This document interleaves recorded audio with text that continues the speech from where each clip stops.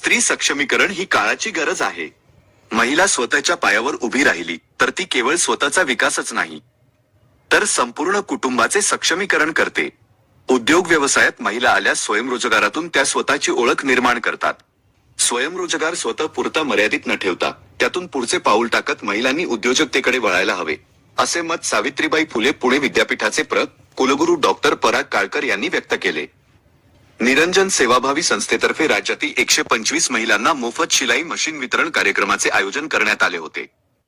घोले Jawaharlal Nehru auditorium येथे आयोजित कार्यक्रमाला पुणे महानगरपालिकेच्या नगरसचिव योगिता भोसले, जागतिक वित्त क्षेत्रातील अग्रणी मार्गदर्शक आणि शिक्षणतज्ञ सीए देवेंद्र मिश्रा, निरंजन सेवाभावी संस्थेचे सचिव सीए दुर्गेश चांडक, कार्याध्यक्ष अजय जनवर, भारत वेद पाठक, अहिल्यानगरचे संस्थेचे अध्यक्ष अतुल डागा आदी उपस्थित होते. भूषण मांधने यांनी सूत्रसंचालन केले. अजय जनवर यांनी आभार मानले. सुंदर उपक्रम आहे निरंजन सेवाभावी संस्थेकडून.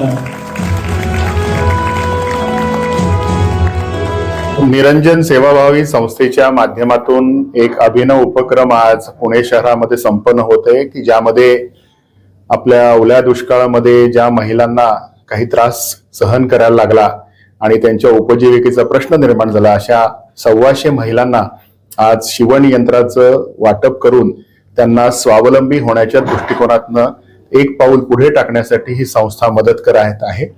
त्यांनी तिथे जाऊन सुद्धा बरेचसे उपक्रम हाती घेतले, जेणेकरून शाळांचं पुनर्वसन असेल, विद्यार्थ्यांना शैक्षणिक साहित्याचं वाटप असेल. परंतु हे सगळं करताना त्यांच्या लक्षात आलं की शेवटी हाताला काम आणि चरितार्थाचं साधन उभं राहणं महत्वाचं आहे आणि त्यासाठी त्यांच्या जे सगळे डोनर्स आहेत त्यांनी CSRच्या माध्यमातून त्यांना भरघोस मदत केली आणि ती मदत त्यांच्यापर्यंत पोहोचवण्यासाठी खरं म्हणजे आजचा हा उपक्रम आहे. आपण नेहमी म्हणतो की जीवने यावद आदानम स्यात् प्रदानम ततोधिकम इत्येषा प्रार्थनास्माकं भगवत परिपूर्यताम. मला जे जे काही मिळालं आहे ते मला समाजाला परत देण्याची दानत माझ्यामध्ये निर्माण झाली पाहिजे. त्यामुळे या संस्थेचे सर्व अध्यक्ष, उपाध्यक्ष, पदाधिकारी आणि संस्थेची जोडलेले सर्वजण शेवटी त्यांच्या कामाच्या व्यापातून वेळ काढून समाजासाठी काहीतरी देण्याचा प्रयत्न करतात. अशासारख्या उपक्रमाच्या पाठीशी नेहमी आपण उभं राहिलं पाहिजे, समाजाने उभं राहिलं पाहिजे. आज मैं बहुत ही आभारी हूँ NSSO का, निरंजन सेवाभावी संस्था का, जो ये काम कर रहे हैं. हम as a company Bekaert multinational company है, बेल्जियम की कंपनी है. हम देखते हैं जब बाहर जाते हैं तो कितनी महिलाएं सक्षम होती हैं.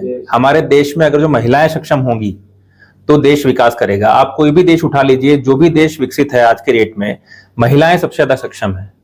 तो निरंजन सेवाभावी संस्था ये जो काम कर रही है महिलाओं को सक्षम बनाने की, ये हम लोग अग्रसर हैं.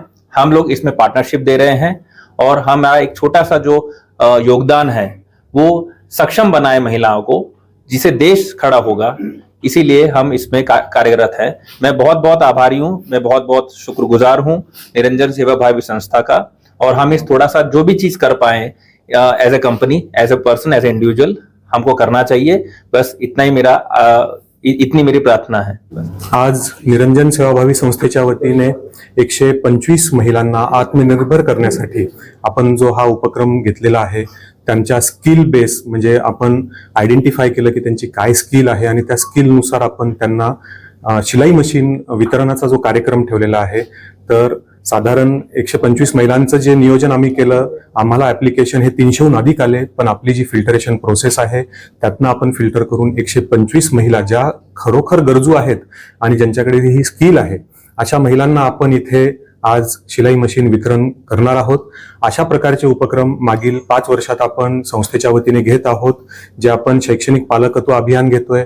आजपर्यंत पूर्ण महाराष्ट्रभरात आपण 25,000हून अधिक विद्यार्थ्यांचं शैक्षणिक पालकत्व घेतलेलं आहे आणि मागील 5 वर्षात आपण 1000 पेक्षा अधिक महिलांना आत्मनिर्भर केलेलं आहे आणि तेही त्यांच्या स्किलनुसार. काही महिलांना आपण कम्प्युटर लॅपटॉप दिलेले आहेत, तर ज्या महिलांकडे स्किल नाहीये अशा महिलांना तर आपण आटाचक्की मशीन सुद्धा दिलेली आहे. तर असं पुट टुगेदर आपण 1000 पेक्षा अधिक महिलांना आजपर्यंत आत्मनिर्भर करण्यासाठी एक जशी CSR निधी आलेला आहे आपल्याकडे, आज बेकार्ट ह्या कंपनीकडनं CSR निधी आलेला आहे. या CSR निधीमधून आपण जे काही कार्य करतो आहे आणि निरंजन सेवाभावी संस्था खरं म्हटलं तर एक माध्यम आहे. आपण तिथपर्यंत गरजू लोकांपर्यंत पोहोचण्याचा प्रयत्न करत आहोत आणि भविष्यामध्ये असे उपक्रम अजूनही आपण करू. जसे दानदात्यांचे पाठबळ मिळत आहेत तसं आपण गरजूंपर्यंत पोहोचूया आणि भविष्यामध्ये हजार नाही, अशा हजारो महिलांना आपण आत्मनिर्भर करूया, जेणेकरून एक महिला जर आत्मनिर्भर झाली तर तिचं घर ती चालवू शकते, आणि घर जर ती चालवू शकते तर तो समाज सुधरेल, आणि समाज सुधारला तर देश नक्की सुधरेल.